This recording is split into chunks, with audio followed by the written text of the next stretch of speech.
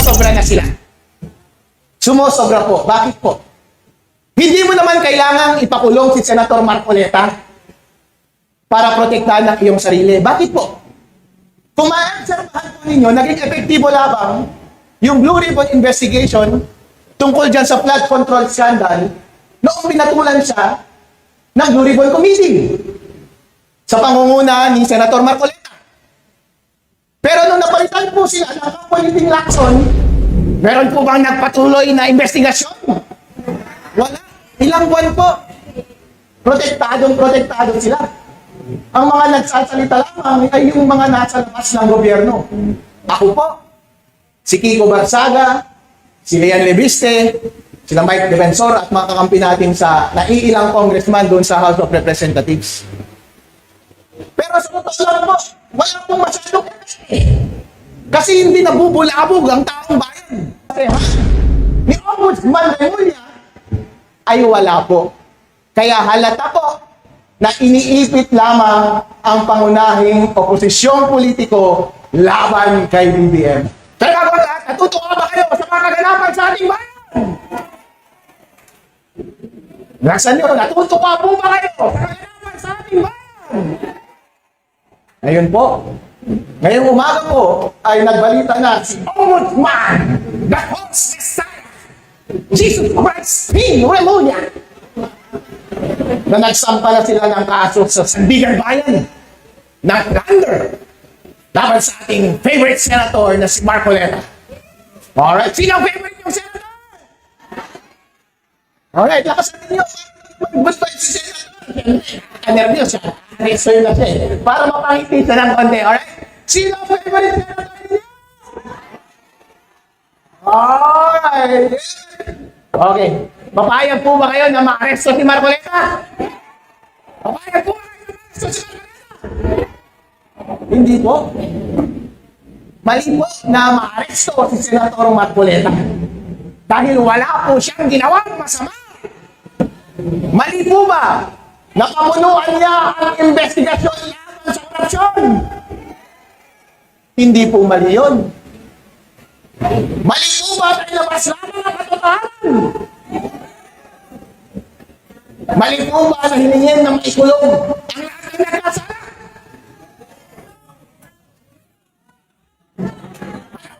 Maikulong ang mga nagkasala. Tama po yun.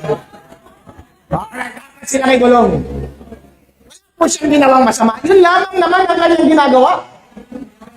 Pero bakit po siya ipinapakulong? Dahil siya yung nangungunang elective official na nag-expose ng korupsyon sa administrasyon ito. Tama po ba? Tama po. Yun po ang totoo nilang layunin. Kung titignan po natin yung merits ng plunder, ay wala pong basehan ang ombudsman. Ang gravamen po ng plunder ay by reason of public office. Ang ibig sabihin lang ng plunder, dahil isa kang public official, nagpakayaman ka. Noong tumanggap po ba siya ng pera, dahil po ba siya ay public official o dahil future candidate siya? Dahil future candidate lamang. Ang testing po niyan, na walang kinalaman ang kanyang pagiging public official ay, dahil kahit hindi ka public official, kahit hindi ka congressman, hindi ka mayor, hindi ka vice mayor, maaari kang tumakbo at maaari kang tumanggap ng donasyon. Kaya isa naman yun ang kanyang pagiging public official. Kaya tama po ba ang plunder? Mali po ang plunder. Mas lalo na pong hindi ilgatin iyon. Ang ilgatin po, ibig sabihin, masama o illegal ang kanyang pagkakuha ng pera. Pero ano po ang sinabi ng COMELEC? Meron bang pagkakamali noong tinanggap niya yung pera? Wala po. Dahil sabi po niya, nung tinanggap niya yung pera, hindi pa siya kandidato. Kaya pinawalang sala siya ng COMELEC. Kaya walang krimen na nagawa. Therefore, hindi po yun ilgatin. Kahit na sinong tao po na nais tumakbo, public official ka man o hindi, before maging technical ka, na kandidato, pwede ka nang tumanggap ng pera at mag-prepare ka na sa iyong election. At kapag nagastos mo na, hindi mo na kailangan isama yun sa salin. Tama po? Kasi ang salin po, bilang CPA din po ako, maliban sa isang abogado, maliban sa isang vice mayor, at maliban sa isang gold star. Joke ngayon. CPA din po ako. Certified Public Accountant. Alam ko ang ibig sabihin ng Statement of Assets, Liabilities, and Net Worth. Snapshot po yan ng yaman mo at a certain date. Kaya kapag nagastos mo na yung pera, kasama pa ba yun sa yaman mo? Hindi na po. Hindi na po. Kaya hindi dapat isama sa salin. Kaya yung basehan ni Ombudsman Remulla ay wala po. Kaya halata po na iniipit lamang ang pangunahing oposisyong politiko laban kay BBM. Masaya po ba tayo dito? Hindi po tayo masaya. Ngayon po, naiintindahan ko po yung ginawa ni BBM at ang kanyang mga alipores na si Boy Matiba, si Boss Messiah, Jesus Christ Remulla, na John Vic Remulla. Yan, mga walang kwenta mga tao itong mga to. Lahat ng ginagawa nila ay pagtakpan nila ang kanilang sarili. Maintindihan nyo naman, hindi po ba? Bakit po? Dahil sila yung sangkot sa flood control project. Maalala po ninyo, ang nagpasimuno ng flood control investigation ay si Senator Marcoleta. Alright? At sa suporta ni Mike Defensor, siya yung nag-provide ng mga witness. Na totoong witness, ha? Sila po ang nag-umpisa. Nabunyag si Saldico, nabunyag si Romualdez, at sino po ang itinuturo ni Saldico at ni Romualdez? Si BBM. Kaya hindi mo maiiwasan na pamanagot si BBM. At kaya naiintindihan mo ngayon na lahat ng ginagawa nila ay protektahan ang kanilang sarili. Tama po? Pero tama po ba ang kanilang ginagawa? Mali po ang kanilang ginagawa. Ngayon po, sa tingin ko po ay sumosobra na sila. Sumosobra po. Bakit po? Hindi mo naman kailangang ipakulong si Senator Marcoleta para protektahan ang iyong sarili. Bakit po? Kung ma-observahan po ninyo, naging epektibo labang yung Blue Ribbon investigation tungkol dyan sa flood control scandal noong pinatulan siya ng Blue Ribbon Committee sa pangunguna ni Senator Marcoleta. Pero nung napalitan po sila ng Kapoliting Lacson, meron po bang nagpatuloy na investigasyon? Wala. Ilang buwan po. Protektado sila. Ang mga nagsasalita lamang ay yung mga nasa labas ng gobyerno. Ako po, si Kiko Barsaga, si Leon Lebiste, sila Mike Defensor at mga kakampi natin sa naiilang congressman doon sa House of Representatives. Pero sa totoo lang po, wala pong masyadong kasi hindi nabubulabog ang taong bayan. Pero, noong bumalik, sila Marcoleta, sila Senator Alan Peter Cayetano, bumalik po ba ang sigla ng taong bayan tungkol sa flood control investigation? Lumakas po ba ang kanilang panawagan na ipakulong ang mga nasangkot? Na sila Saldico, Romualdez at si BBM. Opo, lumakas po ang panawagan. Kaya dahil po sila na ibalik yung majority sa kampo ni BBM. Kaya tinakot nila yung dalawang senador, si Senador Escudero at si Senador Villanueva. Noong nasa side sila ng kampo ni Marcoleta at Senator Alan Peter Cayetano, tinatakot sila. O kakasuhan namin kayo, may kaso na kayo. Hindi po ba? Kapalit ng pagkaso sa kanila, hindi na daw sila kakasuhan, lumipat sila sa kampo ni BBM. Ayun na, lumipat sa kampo ni BBM.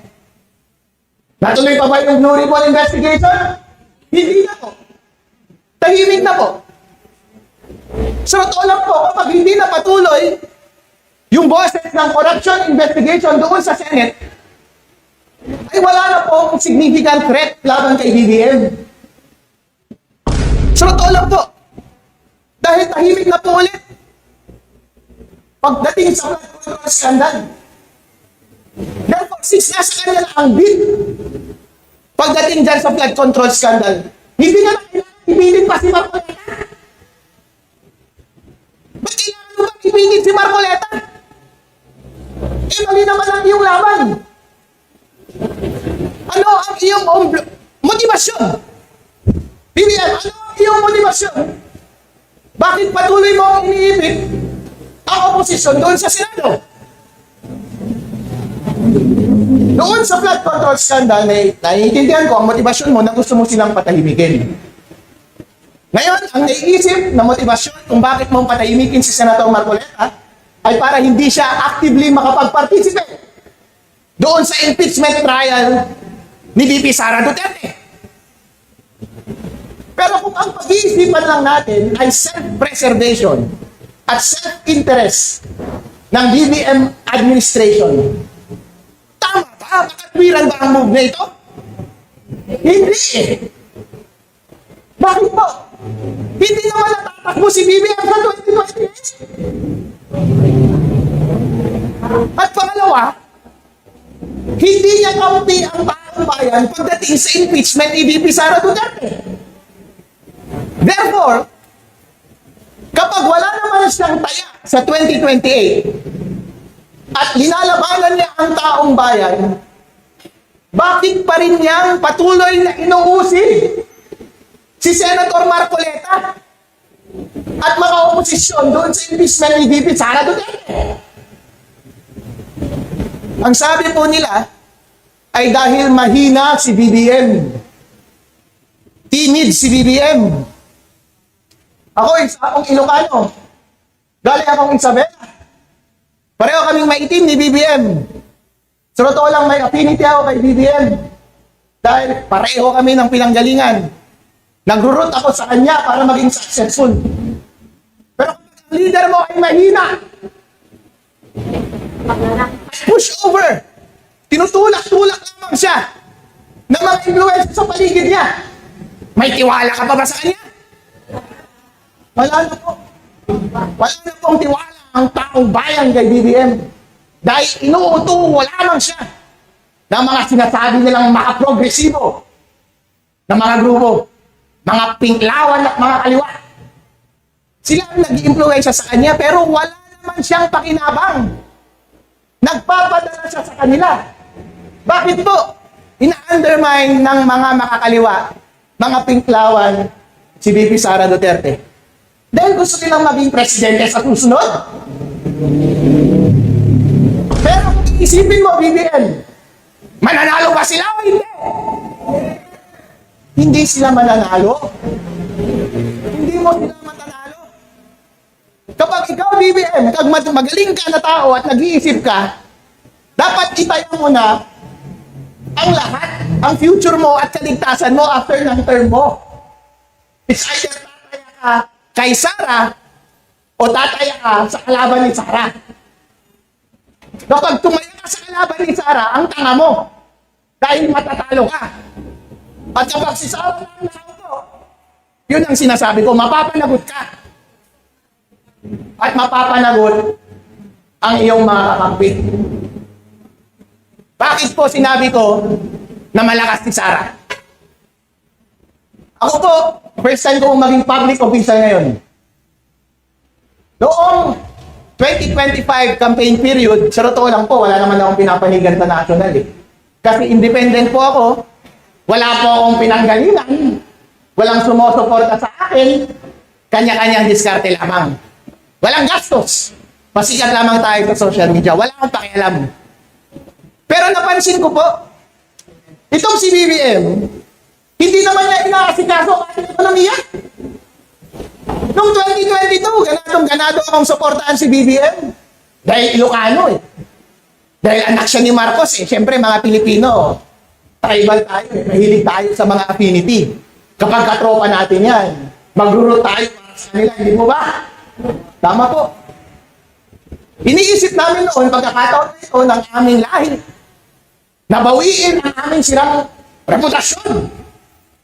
Dahil kahit paano, merong Ilocano pride na tinatawag. Kasi noong naging presidente si Ferdinand Marcos Sr., may konting pride na ginawa. Kahit paano, naiangat niya konti ang ating ekonomiya. At proud tayo bilang mga Pilipino sa buong mundo. Pero sa mga huling panahon ng kanyang pamumuno, ninakaw niya ang pera ng taong bayan. Nakakahiya. At siya'y bumagsak. Pero yung pride na nasa puso namin, nandun pa rin. Noong siya'y bumagsak, nahiya na kami. Nakakahiya. Ano bang ipagmamayabang mo? Matalino nga si Ferdinand Marcos Sr., meron siyang nagawang mabuti sa ating bansa. Kurap naman! Binawi naman niya sa korupsyon. Kaya nakakahiya.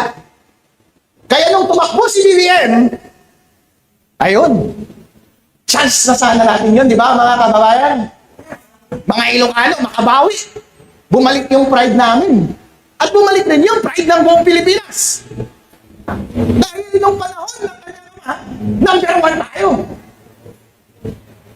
Sa ating mga kapitbahay. At nangunguna tayo. Iniisip natin noon, ay hindi na siguro uulitin, napakasimpleng trabaho. Mayaman na siya eh, hindi po ba? Parang nakurakot yung tatay niya eh, hindi po ba? Eh bakit ka pa magnanakaw? Ang simpleng trabaho mo na lang ay paunlarin ng bansa. Ang confidence ng taong bayan nasa iyo noon. Kasi nasa iyo ang north ng Philippines, nasa iyo pa ang south. Kasi kasama mo si VP Sara Duterte. Pero itong si BBM, tanga. Tanga. Hindi niya inisip. Sayang. Ang unang ginawa niya, pinalaban niya yung kalahati ng Pilipinas. 2/3 ng Pilipinas, sinaway niya. Visayas at Mindanao. Pinakulong niya si Digong. Pina-impeach niya si Sara. Tapos yung ekonomiya, hindi natupad. Tapos yung pera ng taong bayan, ninakaw. Ano ba? Para saan ba yung nakaw na kinuha mo? Wala ka naman siguro kaya sa labas o mga chicks para buhayin ilang milyon ba dapat at bilyon at trilyong peso ang kailangan mo para yumaman. Wala mo talaga. Wrong move. Ngayon po talaga, sumusobra siya. Bakit pa siya sumusobra? Dahil hindi niya kasama ang taong bayan. Ito po, patunay na hindi niya kasama ang taong bayan. Noong 2025 po, nung panahon ng eleksyon, tulad ng sabi ko po, kapag tinanong mo ang ordinaryong tao doon sa Northern Luzon, dahil doon po ako galing, lahat kami may affinity kay BBM. Pero kapag tatanungin mo sila, sino ang suporta mo? Si BBM o si Sara? Hindi sasagot yan ng BBM. Bakit? Dahil bumalik yung hiya namin.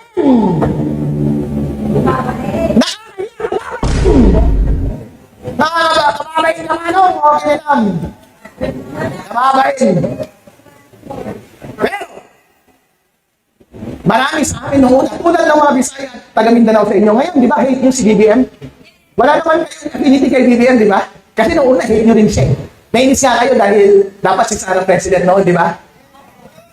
Actually, ganoon din kami kay Sara noon. Ang affinity namin kay BBM, neutral lang kami kay Sara. Pero ngayon, noong panahon na yun, pagtanungin mo, sino ang gusto ninyo? Sara ang sasabihin. Bakit po? Dahil ang ordinaryong Pilipino, gusto nila yung nasusukat, yung karakter ng tao. Kapag una nakikita nila, hindi ka pa na-testing ng adversities sa public, ay wala pa silang sentimiento para sa'yo. Pero kapag inaapi ka, at no-survive mo yung pangapi, at marunong kang ipaglaban ng iyong sarili, marunong kang ipaglaban ng iyong mga kababayan, makukuha mo ang damdamin ng bawat Pilipino.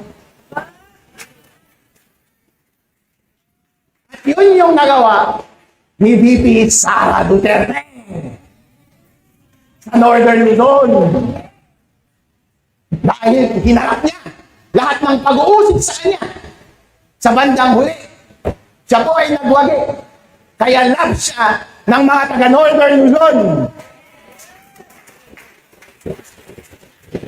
Itong si BBM, walang narrative, kundi puro korupsyon. Kaya hindi totoo yung sinasabi nila na walang pull si VP Sara doon sa North. Sinasabi ko po, meron. Hindi ibig sabihin na meron kaming konting affection kay BBM. I hate namin si VP Sara. Hindi po yan totoo. May affinity kami konti kay BBM, kahit pa paano, by reason of sentiment. Pero pagdating sa 2020, ang manok namin ay si VP Sara Duterte.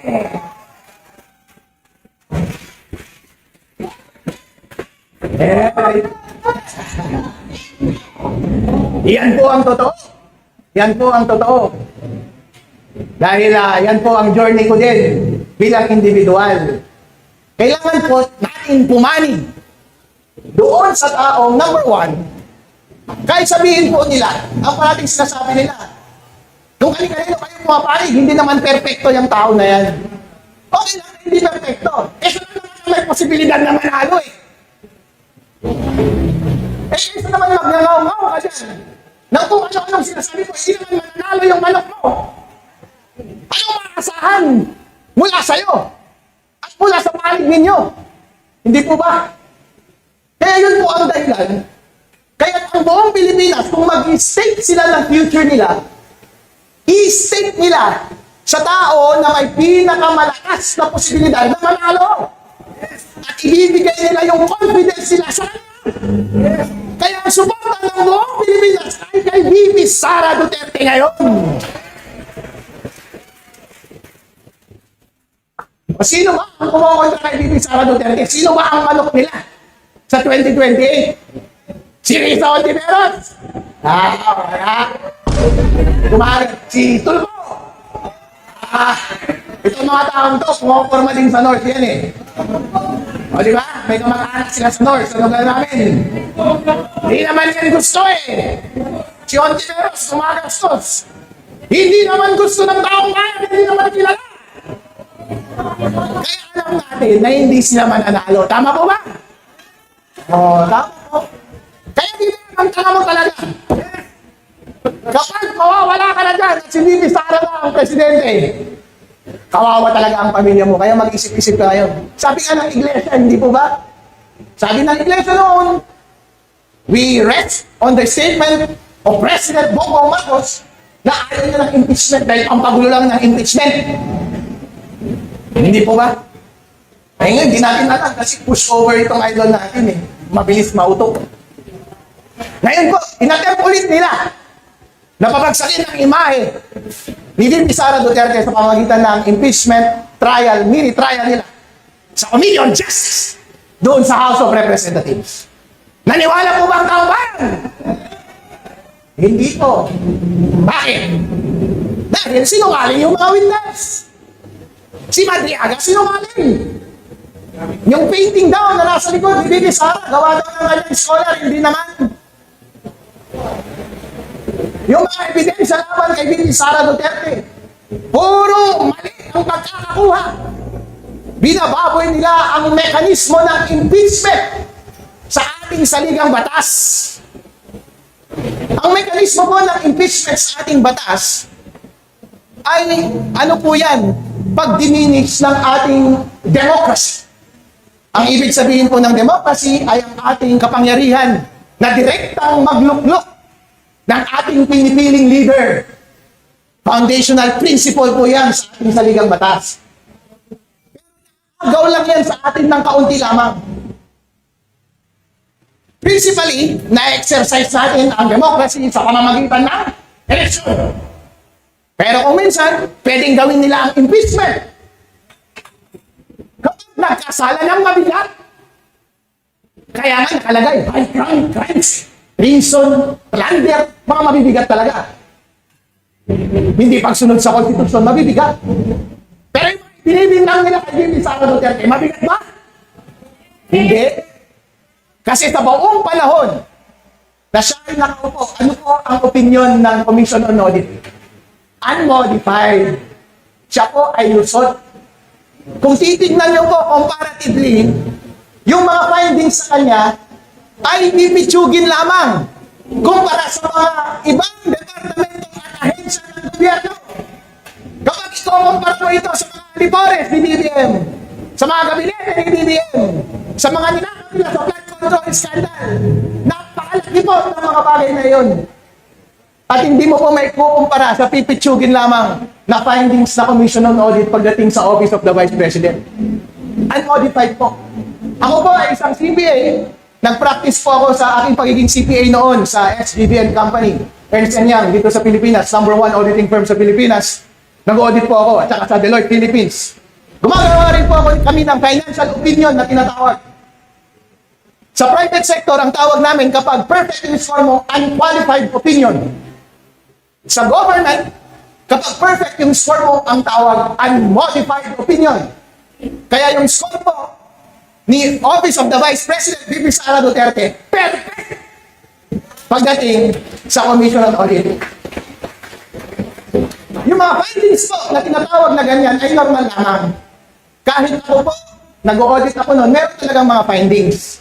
Bakit po kulang ng documentation? Di ba? Maliit na pagkukulang. Kulang ng documentation, hindi naman tao kasi tao yung gumagawa eh. Tao lang tayo, nagkakamali namin, isang tao yung gumagawa. Kahit kayo po, hindi perfecto. May mga konting pagkakamali. Pero ang bottom line is, kapag hindi niya naapektuhan materially yung financial statements, bilang auditor, kapag isipin mo na hindi naman naapektuhan finance materially yung mga information doon sa financial documents ng Office of the Vice President ay walang pagkukulang, kaya unmodified. Kung base lamang sa usapin na yun, ay wala pong pagkakasala. Si VP Sara Duterte. Tama po yan. At naiintindihan po yan ng taong bayan. Kaya po nung ginawa nila yung hearing doon sa Committee on Justice sa House of Representatives, kampi po ba nila ang taong bayan? Hindi po. Hindi po nila kampi ang taong bayan. Hindi nila kampi ang taong bayan. Bakit? Napapansin niyo po yan sa mga senador. Alam nila na ang taong bayan ay against impeachment at pro-Sara. Lumabas na rin po yan sa mga survey. At marami sa kanila ang magre-re-election sa susunod. Kaya lumipat sila sa side ni Marcoleta. Di ba? Naisip niyo po yun sa brief moment na nakawakan nila Senator Alan Peter Cayetano at Marcoleta yung majority ng Senate. Dahil doon sa mga sip-sip na senator na gustong sumip-sip kay VP Sara Duterte. Dahil alam nila sa darating na yung impeachment, gusto nilang kumampi sa kanya, pumunta sila sa majority. Pero hindi nila akalain na kasabay ng kandidatura ni VP Sara Duterte ay ang ating quest for truth, for accountability and transparency. Kasama doon sa pagbuo nila ng bagong mayorya ay yung pagbuo ng bagong liderato ng Blue Ribbon Committee and pag-restart ng Blue Ribbon investigation laban sa flood control projects. Tama ba? O naipit sila doon. Tatanga-tanga rin itong mga senador na ito. So tinakot lang konti ni Remulla, hindi naman siya konti, malaki kasi na-arresto na nila si Jinggoy eh. Etong si Jinggoy, hindi nakakuha ng notice eh. Hindi nasabihan ng maaga. Nagpakulong muna.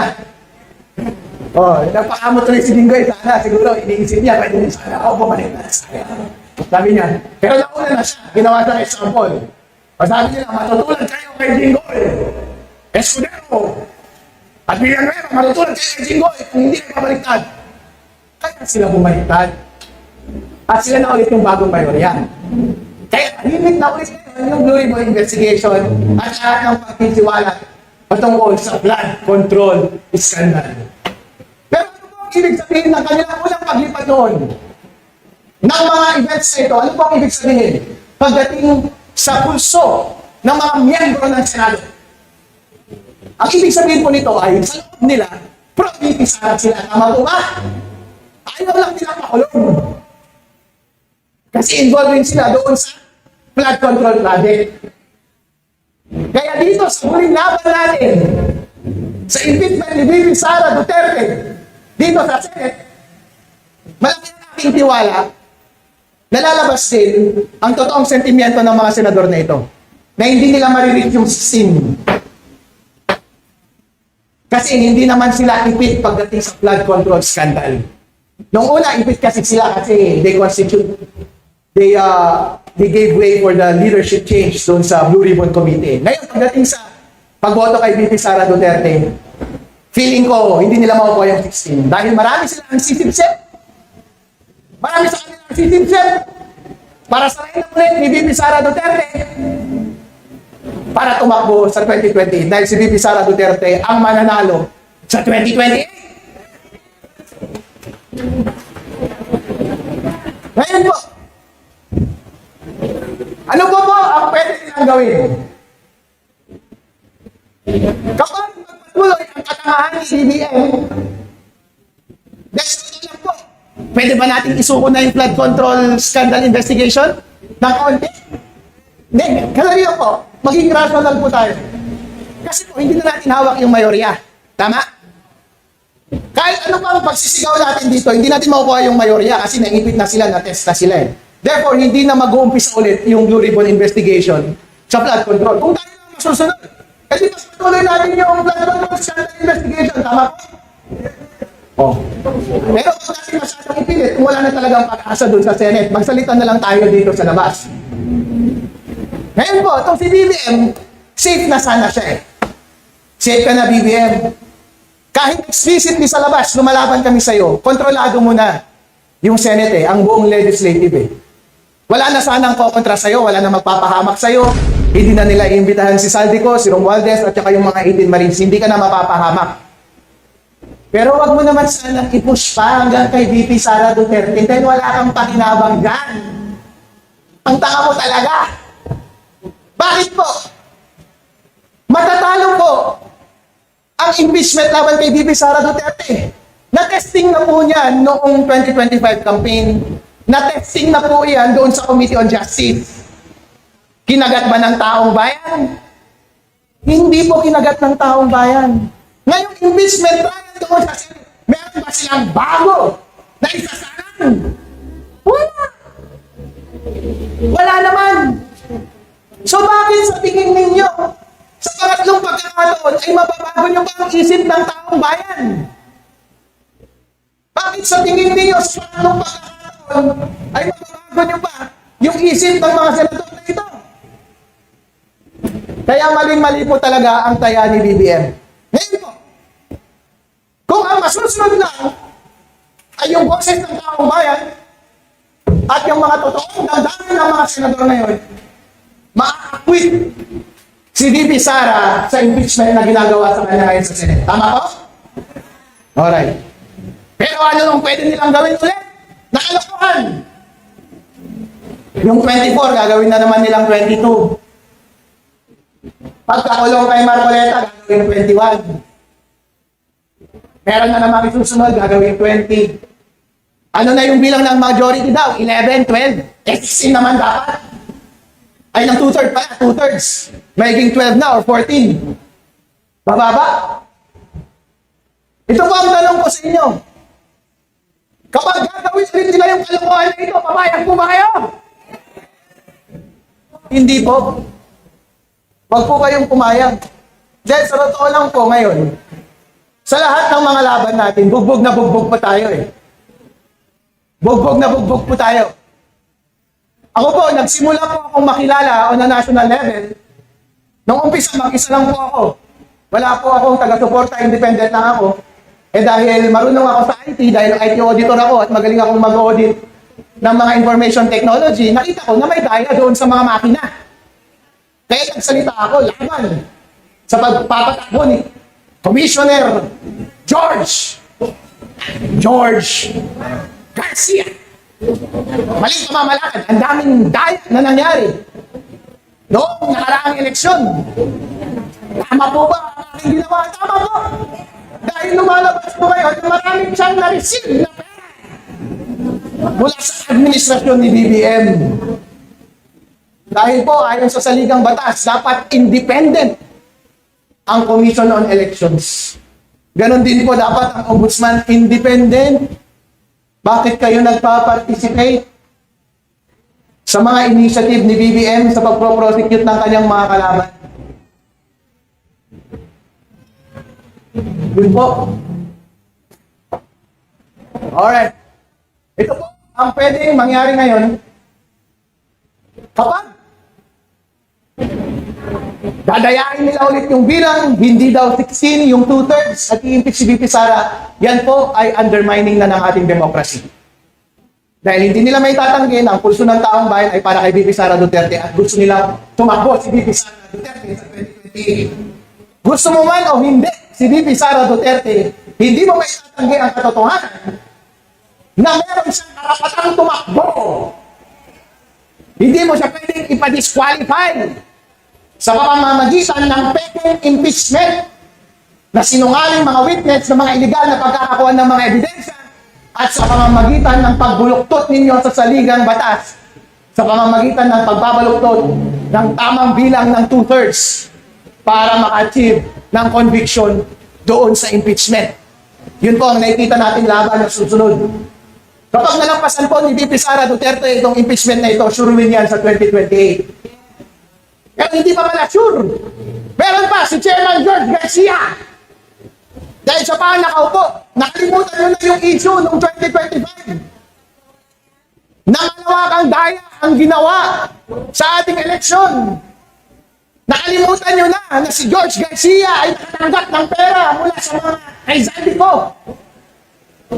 Walang ibang dahilan, kundi mandaya ng ating eleksyon. Isa siya sa kakaharapin natin sa susunod na eleksyon. Kung sa tingin natin ay makakatakbo si VP Sara sa panahong iyon. Sa panahong iyon, mga kababayan, kasama natin si VP Sara Duterte. Kasama po natin. Ang naiisip ko po, ang tanging paraan lamang para mapapanalo ang isang kandidato kahit may daya sa eleksyon ay kapag merong overwhelming support para sa kandidato. Base po sa aking analysis ng kanilang ginawang daya last time sa eleksyon, hindi naman garapalan ang ginawa ni King George sa ating eleksyon. Hindi niya, halimbawa, tumanggap sila ng pera sa isang kandidato, hindi automatic na i-award niya sa kanya lahat ng boto. Ang nangyayari is, kapag more or less equal kayo ng prospects, pwedeng madaya sa pamamagitan ng bayan. Pero kapag landslide, mahihirapan kang dayain. Kasi a certain number of votes lang ata ang inililipat doon sa mga nagbabayan noong nakaraang eleksyon. Kung maalala niyo po, ganun ang nangyari kay Digong noong 2026. Dahil may daya rin po ang COMELEC noon. Na-impeach niya yung commissioner ng COMELEC noon eh. Si BBM nadaya noon sa vice president, hindi ba? Pero hindi nila nadaya yung president dahil overwhelming yung support para kay Mr. Rodrigo Duterte. Tama po ba? Tama po. Yun po ang kailangan natin sa 2020. At yun din po ang aking personal experience. Bilang vice mayor po, ang kalaban ko noon talong-talo talaga ang titignan mo. Pero kung lang sumikat ako on a national level, talagang linandslide ko rin yung kalaban ko. Kung tatanungin mo talaga, wala talaga siyang boto. Pero kung titignan mo dun sa count, bakit dikit lang kami? Hindi pwede. Madaya pa din. Pero nalusutan mo yung daya dahil overwhelming yung support sa'yo. Landslide.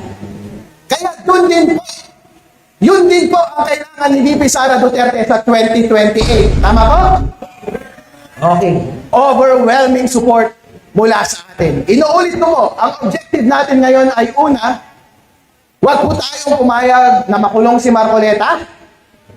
Pangalawa, huwag tayong pumayag na baluktutin nila ang proseso ng impeachment laban kay VP Sara Duterte sa pamamagitan ng paggamit ng peking witness at illegally procured evidence. At mas lalong huwag dapat nilang dayain ang bilang na 16 para i-convict si VP Sara Duterte at perpetually ma-disqualify siya. At kung sakasakali man na makatakbo siya sa 2028, bigyan natin siya ng overwhelming support and vote para landslide ang panalo. Hello! Hi mga palangga, how are you? I hope maliwanag tayo. It's 1 a.m. here. So tayo nagmamaganda ng madaling araw. So syempre nakita nyo na diba, trending ang mga bangag, trending si Clarissa Taratara, pinagmumura sa Vancouver ng ating mga palangga. Oh my God, nakaganti na ang taong bayan sa bunganga niyang sinungaling. Napanood nyo na ba? So, i-play natin dahil talaga namang nakakatuwa. Alright. So, kanina nag-cover tayo kaso lang lumayas na ako ng bonggang-bongga. Kaya, ayun, na-miss ko. Pero, nakapag-relax-relax ng konti. Nakapag-jacuzzi. Mhm. At ngayon, tuwang-tuwa ako. Napagod ako pero it's okay. Sorry for my voice, hindi ako makasigaw. Dahil meron tayong roommate today. Alright, so ngayon, kanina nag-cover tayo. Then, napanood nyo na ba na pinagmumura siya sa Canada? Pakinggan muna natin. Dali. Ito. As in, grabe, nakakatuwa. Thank you sa mga kababayan natin. Makikita mo talaga na kinarma at nakaganti na kayo. Dahil akala ni Clarissa Taratara, above the law, lagi silang bend the law. Dahil syempre nga naman, sa Pilipinas, kapag minura nyo itong mga putang inang ito, or sigawan nyo, baka nakasuhan na ng non-bailable case ang ating mga kababayan just to express freedom of speech. Okay, panoorin muna natin. I think ito.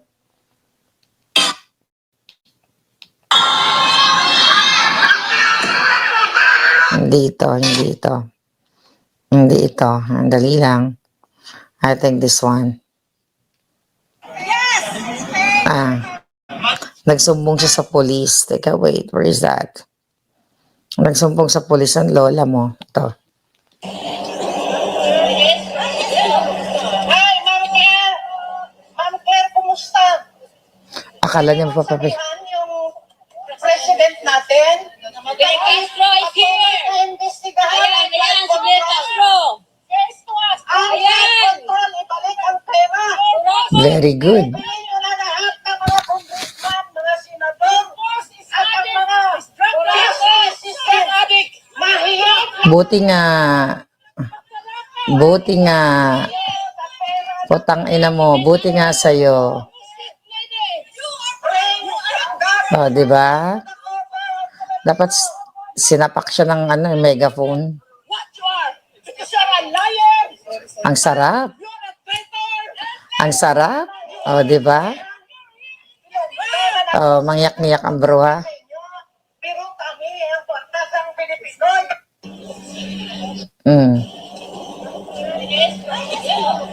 Hi, Ma'am Claire! Okay. Ma'am Claire! Nagsumbong siya sa police. After niyan, nagsumbong siya. Okay? I think this one.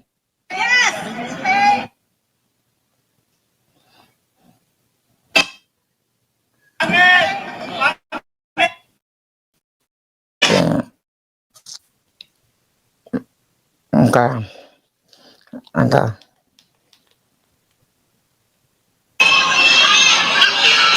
Ito, grabe, ano?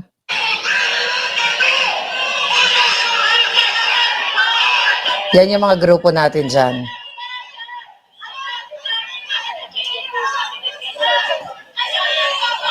Grabe, inulan sila. Then, eto ang nagsumbong siya ng police. Very good, mga kababayan.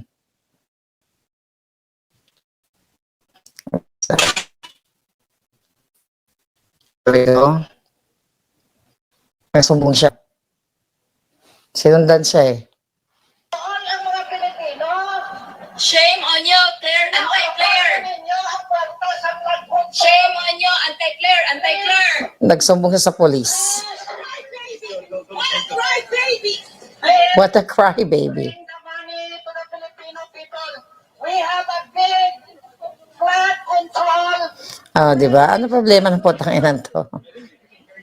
Oh, dinedma siya ng... Okay. Kapal ng mukha! Ang kapal ng putang ina, di ba? Oh.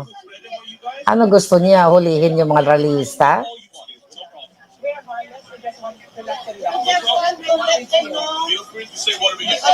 Yeah.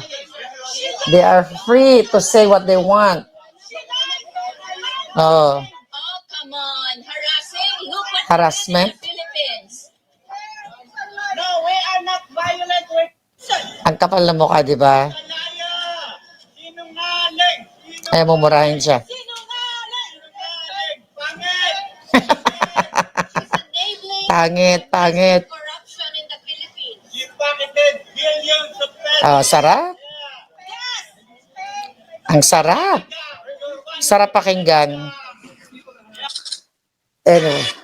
Anyways, ayan, napanood nyo, di ba? Ang sarap pakinggan. Okay, alam mo, kung sa Pilipinas yun, baka may kaso na lahat ngayon. Kasi, undeclared martial law na nga eh. Kung sa Pilipinas yun, available case na kayo. Ang sarap ng feeling, okay, na minura yung putang inang sinungaling. Alright, buti nga, yung mga kababayan natin napigil pa na, na hindi siya hampasin ng megaphone. Nakaganti na kayo palangga. Akala niyo siguro magpapapicture yung ating mga kababayan. Right? So ngayon, nagpa-interview siya. Pakinggan natin yung interview niya.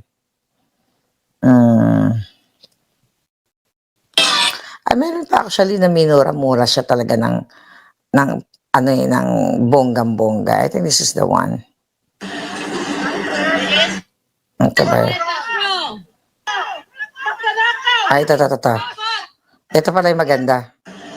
Palitin nga natin kasi masarap eh. Hi, Ma'am Claire. Ma'am Claire, kumusta?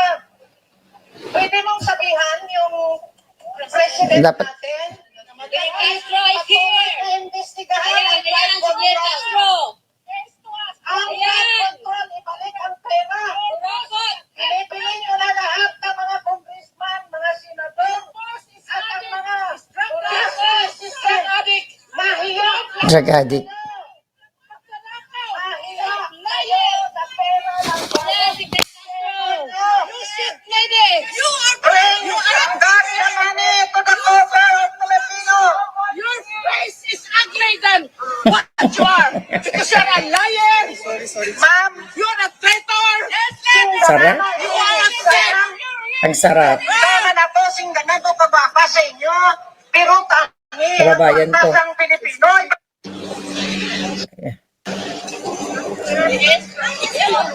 Hi, Ma'am Claire. Anyway.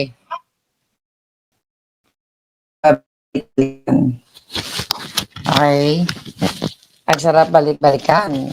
So anyway, nagpa-interview siya. Pakinggan natin ang kanyang interview. Nangyari kanina na sa ngayon nag-viral itong video ninyo dito sa Vancouver.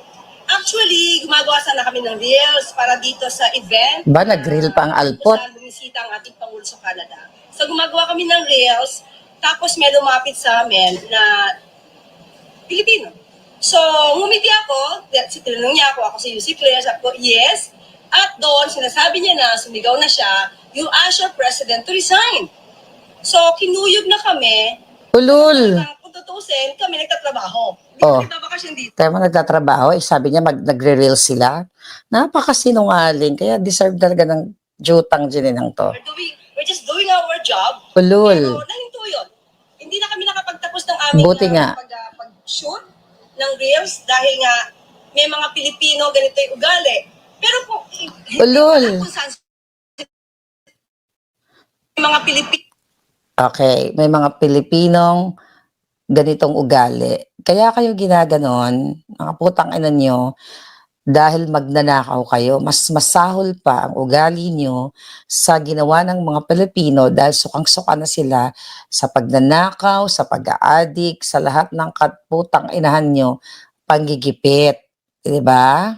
Magre-reel daw ang gago, pero magtatrabaho, magpapakyut-kyut siya siguro, minura. Very good. ganito yung ugali. Pero kung hindi ko alam kung saan sila grupo, pero yung naratibo nila, yung tipo BBM resign. Bakit hindi? Yung tipo nila ay maleta. Bakit hindi? Dahil totoo naman lahat. Magnanakaw. Bakit hindi? Dahil magnanakaw talagang Ako ng pangit. putang ina yan. Sabi, Ay, pangit ka naman talaga. So, nung sinabi nilang pangit daw ako, Oh. feeling ko sila yung sinungaling. Ulul. Itsura mo mukha kang si Chucky. Yung mga ganyan tao, ano mo, may freedom of expression tayo, pero hindi naman kailangan maging bastos. Ulul. Pilipino kayo, hindi naman ganyan na ugali ng mga Pilipino eh. Ulul. Ang Pilipino, okay? Ang Pilipino mababait pera sa inyo mga kawatan. Alam mo, nakikita niyo, pikon na pikon sila. Very good. I love you, Canada. I love you, Vancouver. That you said, did you feel threatened at any point? At that time, dalawa lang kasi kami ni Director Robert Sot. Kasi nga siya yung kumukuha sa akin. Siya yung kumaga, sa kanya yung hawak yung camera. So, threatened, siguro in a way, kasi dalawa lang kami. Buti nga, hindi ka Walang ginorgor dun, dalawa ba? Kasi parang, siguro yung grupo naman nila, parang, kung sino man yung iniidolo nila, parang... Ulul. Iba-iba yun. Ulul. Oh, Pangulong Duterte na naman, di ba? Lahat si Pangulong Duterte. Ulul, Castro. So, syempre hindi namin alam. Buti na lang, thank God, na... Oh, gumamit ka pa ng Diyos, ang hayop kang demonyo ka. So, pagtawid namin, so, kinakausap na namin sila kasi sumusunod sila eh. Mm. Diba? So, Oh, nagsumbong. Cry baby ka daw. Magiging ugali ng Pilipino, hindi kayo uunlad. Ulul, uunlad kayo sa pagnanakaw, putang ina mo. Mga kababayan. Alright. Ang sarap, no? Ang sarap-sarap pakinggan. Grabe. So, okay. Number one, sinungaling siya. So, yung mga Pilipino doon, kakilala ko halos lahat yon. Alam niyo ba yon? Mga palangga. Yeah. So, kilala ko lahat yon. Alright? So, alam na alam ng mga Pilipino na miyembro sila ng sindikato, maletagang. Ang sarap na feeling, right? Na makita mo, makaganti kayo sa mga demonyo. Kulang pa nga yun eh. Kulang pa. Ang kanilang kasalanan, dapat nga binibitay sila. Right? Kung may bitay sa Pilipinas, dapat may bitay sa pagsisinungaling. Pero kung sa Pilipinas yun, baka kinulong na yung mga kababayan natin.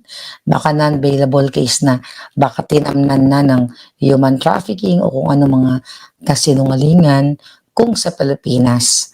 Di mo, nagsumbong sa pulis. Akala niya, you know,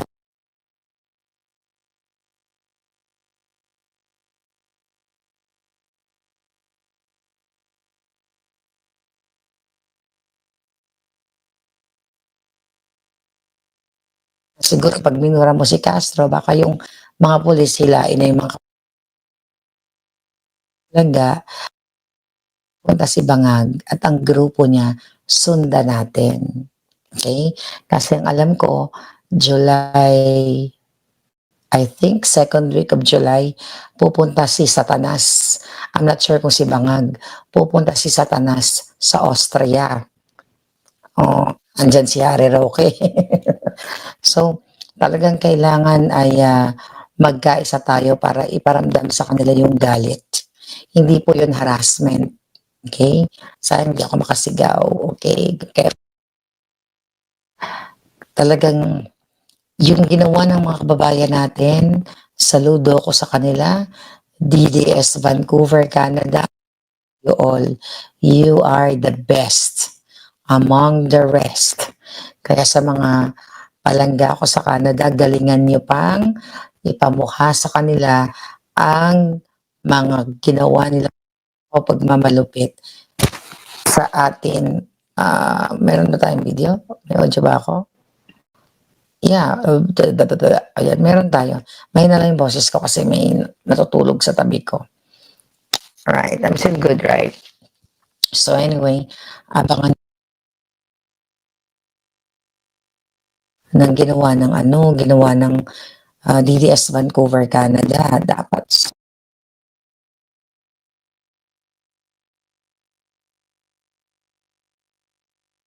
totally ng pagiging demonya. Alright? Demonyita talaga, hindi uunlad ang Pilipinas kapag andyan pa ang mga maletagang. So, kamusta naman yung mga ulaga? Kamusta naman yung Bangag supporters? Galit na galit kayo, no? Thank you. DDS Vancouver, Canada. You are the so far. So magpa-contest tayo, dapat lagpasan. O Europe, Netherlands, huwag kayo magpalamya-lamya dyan. Diba? Sigawan nyo silang lahat dahil karapatan nyo. Dapat pa yung inyong mga placards. Diba? Huwag kayo matakot kasi karapatan yung iparating sa buong mundo lahura gaano ka magnanakaw. I think this is the first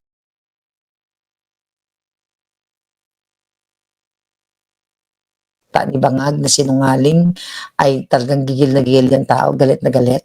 Anong ibig sabihin yan, mga kababayan? Diba? At least si Spoke Sally Roque, nung naging spokesperson siya, hindi niya naranasan yan. Pero itong putang inang ito, diba, naranasan niya yung iparamdam sa kanya na supporter siya ng kawatan, ng sinungaling, ng adik. Diba? Ang saya. Anong feeling nyo? So, bonggang-bongga, diba? So, lagpas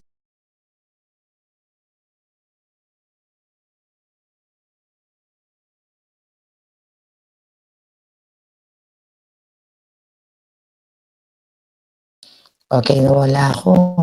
So, Europe, yan, nag-oil-oil na yung skin natin kasi nakapag-skincare na tayo. Dapat, ng tayo ng kambing. Di ba, binarin sila ng tayo ng kambing. Anyway, galit ang Pilipino. It's, yan, wala ako ng konti. So, it's not about being the party supporter. Deserve mo yan, Clarissa Castro, at yan nakatatak na sa history ng buhay mo na pinagmumura ka. Nakatatak na ang galit ng sa'yo at ang kasabwat pangag. Wala tayo. May audio, wala. May audio, wala. So, deserve niyang kuyugin ng mga OFW. Exactly. Alright. Sabi ni Rita, tingnan kung totoo lang ang kulam o mga alagad ni Bangag. Corrected by, meron ba tayong audio? Naka-ready na nga yung tain ng mga aso ko. Sayang, madam, I'm waiting for them here in Canada. Naligaw ka, Jamie. Ang mukha ni Auntie Claire, sabi ni Roger Piñaflor. Mga traidor talaga, no? Sobrang traidor. Okay, I'm getting under their nerves, sabi ni Bargain. Shopper. Walang problema, magtrabaho na lang. Okay, you know what? Nagsisinungaling nga eh. Nagsisinungaling nga si Clarissa Castro, magtatrabaho daw siya. Magre-reels siya, magpapakyut. Wala, magyayabang siya, nasa Canada siya. Akala na siguro welcome siya sa Canada. Iminura siya ng bonggang-bongga. Ang saya, di ba? So anyway, bit nila doon sa loob ng Fairmont kanina, galing lang yun ng Pilipinas. Di ba? Kung umatin doon, bayad pa yun. Binayaran pa ni Bangag yun para lang kunyari. Kasi wala naman na talaga nagmamahal. Nagbibit sila isang eroplano galing sa Pilipinas. Gas. May natutuwa kay Bangag. Kasi yung mga DDS Vancouver, DDS Maisog Vancouver, yan dun sa kanila naka-reserve ng invitation from the consulate. Eh, syempre, galit sila kay Bangag dahil magnanakaw. Imbis na pumunta sila dun sa loob ng event, nasa labas sila, nagwelga, nagpo-protesta, nagmumura. Nanakaw. Diba? Ang saya, diba? Anyway, mga kababayan. So, hindi tayo makapagsalita ng husto, kaya tatapusin ko na dahil yung ka-roommate ko itulog na, baka pagalitan ako. Alright? So, pagpatuloy lang dyan at si Bitag sasagutin ko pag nakalipat na ako ng ibang planeta. Alright? I'll see you again later.